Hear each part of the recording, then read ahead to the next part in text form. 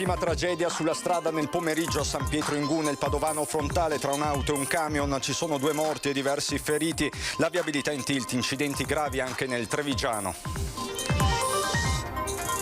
Il premier Draghi oggi a Somma Campagna nel Veronese ha incontrato gli studenti delle scuole medie. Ucraina, pandemia e mascherine, i nodi affrontati dal presidente che si è poi intrattenuto con Luca Zaia.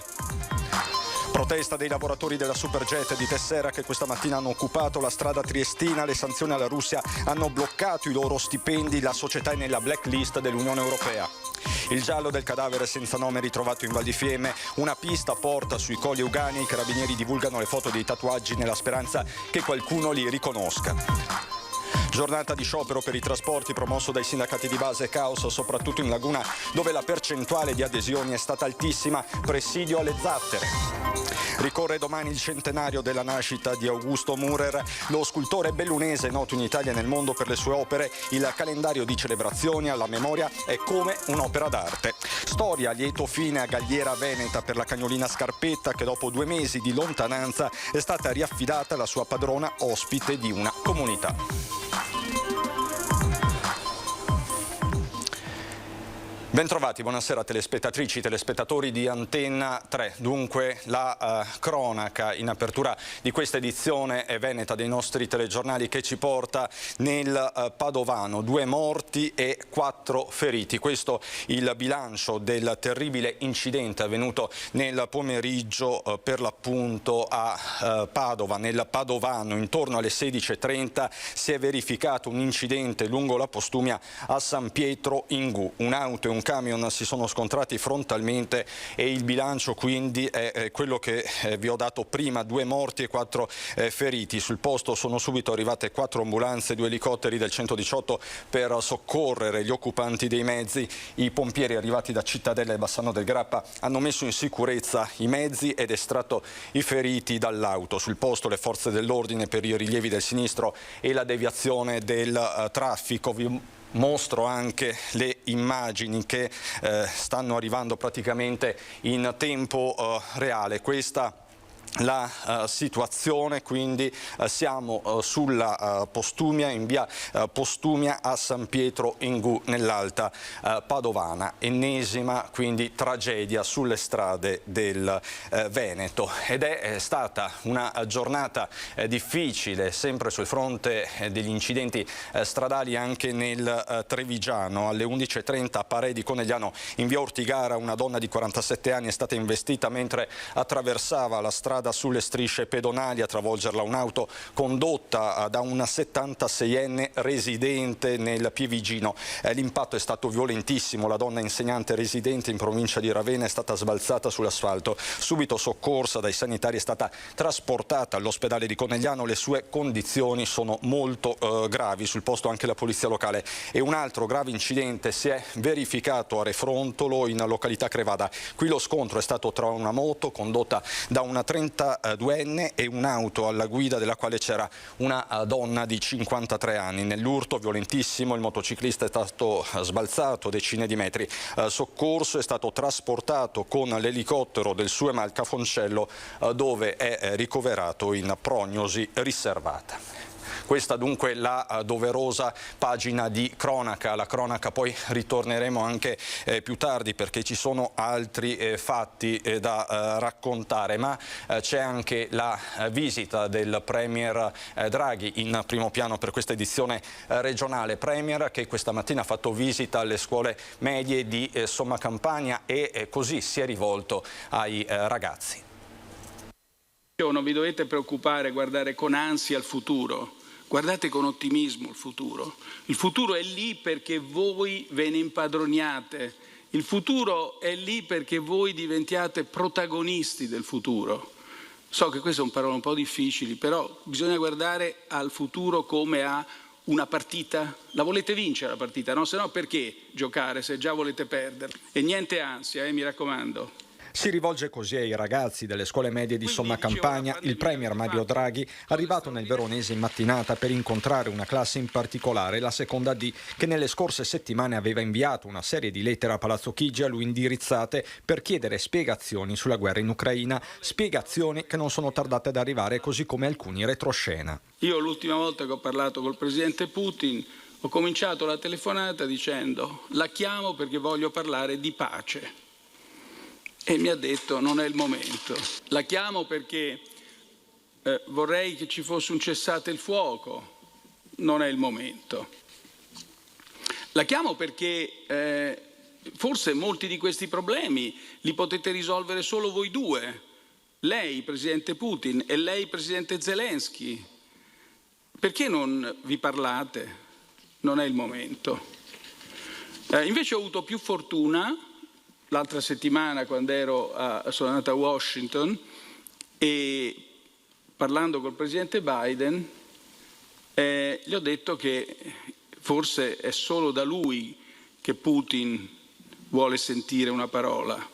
Ma nella giornata veronese del Premier parole precise sono state spese anche sulla pandemia e sul ruolo dei giovani, con un'indicazione per l'utilizzo delle mascherine in classe. Avete fatto cose straordinarie, siete stati bravissimi, avete rispettato le regole e grazie anche al vostro rispetto delle regole, ma anche e soprattutto ai vaccini, io spero proprio che con l'anno prossimo non ci sia più bisogno di mascherine, guardate. Spero proprio che la pandemia non ritorni.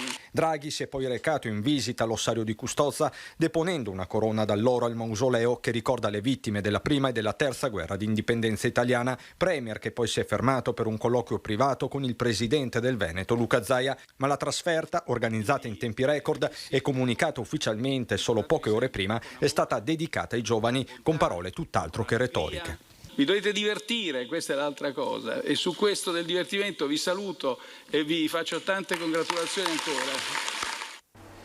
I temi dell'occupazione e dell'economia ci portano a Venezia, a Tessera, dove è stata una mattinata di protesta. I lavoratori della Superjet hanno bloccato la strada triestina. Vediamo perché.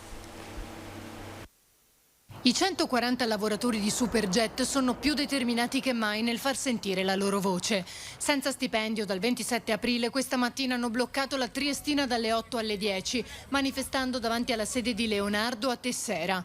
I conti bancari sono bloccati e per poter avere i loro soldi devono chiedere un fido. La proposta di Intesa San Paolo non è altro che apertura di un fido presso la Intesa San Paolo, quindi è un prestito che ci stanno facendo, con tutte le agevolazioni del caso sì, ma è sempre un prestito che poi dovremo restituire. Il provvedimento di congelamento è stato emesso dal Comitato di Sicurezza Finanziaria del Ministero dell'Economia ed eseguito dalla Guardia di Finanza nei confronti della società inserita nella blacklist e colpita dalle sanzioni dell'Unione Europea nei confronti della Russia. Ma questo non è l'unico motivo della protesta, c'è paura per il futuro occupazionale. Oggi noi paghiamo le sanzioni che hanno, noi non siamo oligarchi, non siamo, non so chi si voleva colpire, come si voleva colpire, noi siamo lavoratori italiani. Paghiamo le tasse qua in Italia e ci sono i soldi, ribadisco, ci sono, solo che sono bloccati. Dobbiamo ancora capire perché ci tengono bloccati i nostri stipendi e nessuno ci sta rispondendo. L'appello va ancora una volta alle istituzioni. Abbiamo avuto l'incontro anche col Ministro del Lavoro. Ora, da parte della Regione, da parte delle istituzioni abbiamo una grande solidarietà, ma con la solidarietà non si sbloccano gli stipendi. Quindi chiediamo un intervento immediato, perché anche questo mese probabilmente non avremo lo stipendio e non sappiamo se il mese prossimo ci sarà qualcosa. I lavoratori non si arrendono. Non hanno alcuna intenzione di mollare, ma soprattutto hanno lanciato un chiaro appello, un appello d'aiuto, di non essere abbandonati, di non abbandonare questi lavoratori e tutte le loro famiglie. La settimana prossima vediamo cosa decideremo di fare, certamente un incontro speriamo presto, veloce con il prefetto, e dopodiché se ancora qualcosa non si sbloccherà dovremo obbligatoriamente andare avanti e appesantire ancora di più le manifestazioni. Rimaniamo nel veneziano, dove oggi ha protestato anche il mondo del trasporto pubblico locale. Altissima l'adesione alla manifestazione promossa dai sindacati di base. Lo sciopero generale blocca i trasporti e i collegamenti a Venezia. Lo sciopero di 24 ore, ancora in corso, che si concluderà alla mezzanotte di oggi, ha visto per ora una percentuale di adesione molto elevata. I dati sono ancora provvisori, ma nel trasporto pubblico a CTV hanno aderito allo sciopero dei lavoratori il 66,5% del personale impiegato nella navigazione e la punta massima dell'82% nel versante automobilistico questa mattina. Abbassate le armi e alzate i salari, il grido dei lavoratori che hanno espresso tutto il loro sconcerto per la guerra in Ucraina durante il presidio di questa mattina alle Zattere. Abbassare le armi e alzare i salari, perché si torni a parlare di lavoro finalmente in Italia, quel lavoro che dopo una pandemia non ancora finita, è una guerra che nessuno ha voluto, è un lavoro che è stato ancora duramente colpito, salari bassi, contratti collettivi al ribasso, perdita di diritti sui posti di lavoro, la questione femminile, anche questa è una questione importante. Lo sciopero generale, programmato a livello nazionale, non ha riguardato solo il comparto dei trasporti che era comunque il più attenzionato, ma anche altri molti servizi essenziali per la vita della città. Indetto dai sindacati di base, non dai confederali, la partecipazione dei lavoratori è stata comunque alta e trasversale, al di là delle sigle di appartenenza. Perché finalmente si torni a mettere al centro dell'attenzione l'essere umano e il lavoro. Senza lavoro non si muove l'economia. Ritorniamo alla cronaca. Il giallo del cadavere senza nome ritrovato in Val di Fiemme, una pista porta nel Padovano sui Colli Euganei. Potrebbe essere di un uomo padovano il cadavere ritrovato lo scorso 2 maggio in una zona boschiva del comune di Castello Molina di Fiemme in Trentino. I carabinieri hanno divulgato le fotografie dei suoi tatuaggi per vedere se qualcuno li riconosce. Si tratta di tatuaggi rappresentanti simboli celtici del caos e 2 scritte runiche non decifrabili. L'uomo potrebbe essere morto il 4 di ottobre, come testimonia un diario del digiuno trovato a suo fianco che si ferma proprio a quella data, e lo stato di conservazione del corpo, rimasto per mesi ricoperto dal ghiaccio, confermerebbe questa ipotesi. Per i carabinieri lo sconosciuto potrebbe aver compiuto un rituale del digiuno di epoca celtica correlato ad un particolare rituale di purificazione dell'anima. In questi giorni si attende l'esito dell'autopsia per capire le cause del decesso. Secondo un primo esame si tratta di un uomo sui 35-40 anni, capelli lunghi castani, corporatura massiccia, alto 1,80 m. Alcuni testimoni che avevano parlato con lui nei mesi precedenti la sua scomparsa hanno detto che lo sconosciuto aveva fatto un riferimento ai Colli Euganei. Chiunque avesse informazioni utili al riconoscimento può contattare i carabinieri della stazione di Cavalese. Danneggiano con spranghe e pietre una discoteca di Vicenza. Il questore ha disposto 5 fogli di via con divieto di ritorno nel capoluogo berico per ben 3 anni. Una sorta di spedizione punitiva, quella perpetrata da 5 giovani sabato scorso ai danni della discoteca Custom Club di via Zamenhof, considerati responsabili di aver colpito ripetutamente con sassi e con spranghe le vetrate del locale, mandandole in frantumi e provocando panico e preoccupazione tra i presenti e allo stesso gestore. Lui stesso a dare l'allarme alle prime ore del mattino. L'intervento tempestivo dei carabinieri che hanno bloccato i 5 giovani mentre cercavano di fuggire. L'esito dei successivi accertamenti ha permesso di ricostruire l'intera vicenda e di denunciare a piede libero all'autorità giudiziaria i 5 individui. Per loro il questore di Vicenza, in virtù della gravità della vicenda, ha disposto 5 fogli di via. Si tratta di 2 veneziani di 20 anni, 2 padovani, uno di 24 e uno di 19 anni e un tunisino di 20 anni. Tutti già noti alle forze dell'ordine, gravati da precedenti penali, per i quali scatta anche l'obbligo di rientrare nel comune di residenza ed il divieto di fare ingresso nel comune di Vicenza per i prossimi 3 anni. Presentato nella sede della Camera di Commercio di Padova il quadro congiunturale dell'economia veneta nel primo trimestre 2022. Il quadro è in chiaroscuro. Il rallentamento è un dato di fatto, ma continua la crescita dell'economia veneta anche nei primi 3 mesi del 2022, con un aumento dei valori produttivi del 2,4% in regione, del 5,1% in provincia di Padova. Dati quasi a sorpresa positivi che nascondono preoccupazioni. Sono dati che sfruttano l'onda lunga del 2021. Si sperava e si pensava che fossero ancora più positivi. Io credo che però saranno probabilmente gli ultimi dati così positivi. Costo dell'energia, difficoltà a reperire materie prime, la guerra in Ucraina e il timore di una crescita dell'inflazione, le preoccupazioni degli imprenditori che parte dei risultati del primo trimestre li devono all'export. Prima della pandemia delle aziende che erano disponibili alla internazionalizzazione soltanto il 12% voleva farlo, invece adesso che c'è stato un capovolgimento per cui c'è stata una grande crescita delle aziende che vogliono spingere verso l'internazionalizzazione, c'è stata anche una crescita degli ordini interni. Veneto Congiuntura è il nome dell'indagine condotta da Unioncamere del Veneto su un campione di 1750 imprese con almeno 10 addetti. Per la prima volta alle domande non hanno risposto 250 aziende, un dato preoccupante, il commento di Mario Pozza. Questo in termini politici potrebbe essere una scheda bianca, ma perché c'è questa scheda bianca, punto di domanda? Perché non hanno voglia, perché sono troppo occupati e dovremmo indagare su questo. È la prima volta che ci succede. Questo probabilmente può essere perché sono stanchi e dice è inutile dire cosa pensiamo o no, perché tanto la politica ci ascolta fino a un certo punto. E l'umore non è migliore tra le famiglie, i normali cittadini, soprattutto sul fronte del caro bolletta. Così a Vicenza. Io arrivo a fine mese fortunatamente, però ho speso esattamente il doppio dell'anno scorso.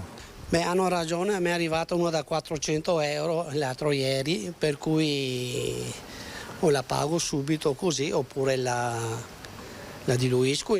Siamo pensionati tutti e due e quando abbiamo visto i conti che dobbiamo pagare, io sono rimasta senza parole. Siccome vivo da sola, non è eccessivo questo rincaro, sono 100-150 euro. Ora sto aspettando l'altra e vediamo se conferma questo importo. La difficoltà è per tutti, perché anche uno che lavora, che prende 800-900 euro al mese o anche 1.200, spende 1.000 euro al mese, non al mese, in 2 mesi di gas, ovviamente è un problema. Si fa veramente difficoltà ad arrivare a fine mese, è vero? Sì. Il problema di queste persone esiste perché i rincari sono notevoli. Tutte le bollette arrivano tutti indiscriminatamente. Lei ha notato aumenti di quanto? Dunque del 30% almeno. Lo sentiamo tutti, chiaramente, soprattutto il gas per quanto mi riguarda. È difficile per tutti, è difficile anche per le aziende, sinceramente, affrontare i costi dei rincari. Quindi è generalizzato l'aumento, ma non solo delle bollette, lo si vede anche nei supermercati, sono aumentati tutti i prodotti. Si rinuncia a tante cose, sicuramente c'è una rivisitazione anche dei bisogni, forse anche il Covid ci ha insegnato. Un taglio, che ne so, le vacanze, le cene. Nel Bellunese ricorre domani il centenario della nascita di Augusto Mürer, il noto scultore in Italia e nel mondo, noto per le sue opere sparse nei musei ma anche in numerose vie e piazze d'Italia, in tanti palazzi, monumenti e opere civili. Il calendario di celebrazioni è a sua volta un'opera d'arte.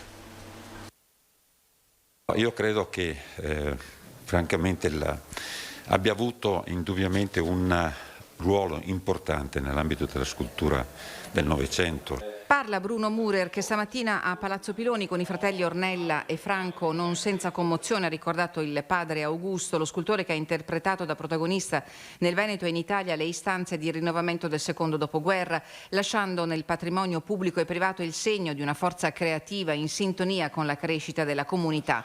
Il 21 maggio ricorre il centenario della nascita a Falcade di Augusto Mürer e l'occasione speciale sarà celebrata con un lungo elenco di iniziative coordinate dall'amico scultore Elio Armano, che ha radunato partner importanti, Regione, Provincia, Comuni di Belluno e Falcade, Fondazione Teatri, Museo Fulcis, ABM e Longarone Fiere. Sono stati i familiari che mi hanno chiesto di occuparmene. Non è una cosa facile, perché sono passati 37 anni da quando Augusto se n'è andato a Padova. E in 37 anni si dimenticano tante cose. L'evento più atteso è senza dubbio la mostra ospitata dal prossimo 30 giugno al Museo Fulcis di Belluno, con il patrimonio messo a disposizione della famiglia di Mürer. Ma già dalla metà del prossimo mese il suo laboratorio a Molino di Falcade, rinato museo, aprirà i battenti al pubblico. E poi le tappe a Canale d'Agordo, Longarone, Vittorio Veneto, Vicenza, Pieve di Soligo e Venezia, con un appuntamento oltreoceano a Caxias do Sul, nello stato del Rio Grande, per ricordare lo scultore le cui opere opere sono conservate anche all'Ermitage di San Pietroburgo. Era una persona che estremamente aperta, di una grandissima generosità. È stata una persona squisita. Una storia a lieto fine ci porta a Galliera Veneta. Scarpetta scodinzola felice, si trova a Galliera Veneta e finalmente potrà tornare a vivere con la sua padrona. La donna, 56 anni, era stata costretta a un lungo ricovero all'ospedale di Schiavonia e si era quindi dovuta separare dalla sua amatissima cagnolina. Affidata dal comune di Este al rifugio per animali di Merlara, è stato grazie all'aiuto del medico dell'ospedale che aveva in cura la signora che d'ora in poi Scarpetta potrà vivere per sempre con la donna nella comunità di Galliera Veneta. Da Merlara Scarpetta è arrivata a Presina, rifugio San Francesco, e nel pomeriggio di giovedì ha ritrovato la donna, testimone dell'evento Giovanni Tonellotto. La signora e la cagnolina facevano a gara a dimostrarsi affetto, attaccamento. La donna ha detto poche profonde parole. Scarpetta, tu ed io non ci lasceremo più. Io vivo per te e tu vivi per me. Il grazie va a chi ha reso possibile la realizzazione di un sogno. Vi ricordo la notizia con cui abbiamo aperto questa edizione regionale, il tremendo impatto che si è registrato nel pomeriggio di oggi a San Pietro in Gu sulla Postumia. Un'auto e un camion si sono scontrati frontalmente e violentemente. Il bilancio, lo ricordo, è di 2 morti e 4 feriti. La situazione è ancora in evoluzione sul fronte dei rilievi e della viabilità. Sul posto sono arrivati anche i pompieri di Cittadella e Bassano per mettere in sicurezza l'area. Ovviamente al momento del soccorso avevano estratto i feriti dalle lamiere. Queste le immagini. Per tutti gli aggiornamenti ovviamente vi rimando alle prossime edizioni dei nostri telegiornali. È tutto dal Veneto per il momento, vi lascio alle previsioni del tempo, buon proseguimento.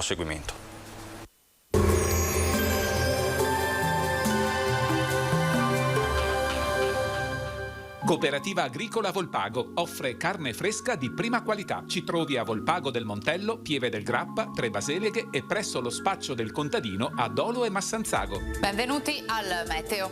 Alta pressione africana, bel tempo e caldo fuori stagione con valori da piena estate. Vediamo il dettaglio di sabato 21 maggio.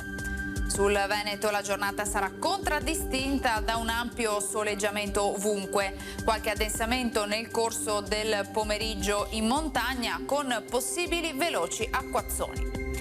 Temperature in aumento, si sta rivelando davvero un maggio rovente, lo vedete, con minime tra 12 e 19 gradi, massime comprese invece tra i 26 e i 32 gradi, quindi clima piuttosto afoso. Ci spostiamo ora sul Friuli Venezia Giulia, anche in questo caso cielo sereno o velato. Sulla zona montana al pomeriggio possibili locali rovesci. Temperature minime sui 13-18 gradi, massime sui 26-30 gradi. Infine diamo uno sguardo alla situazione del Trentino Alto Adige, tanto sole anche qui, qualche annuvolamento ma in genere innocuo. Temperature minime intorno ai 16-18 gradi, massime sui 31-33 gradi all'incirca. Dal meteo di Antena 3 per ora è tutto, grazie per l'attenzione, arrivederci.